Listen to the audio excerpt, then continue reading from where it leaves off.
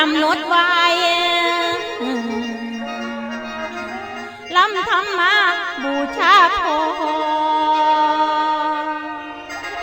ละลำผู้ไทยนี่นอละลูกเป็นคนไทยแท้แท้ฝึกหัดให้แม่นคอยทนได้หลายปีผ่านพ้น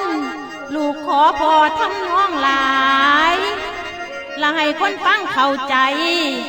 ธรรมะใหม่ไหลชนชัน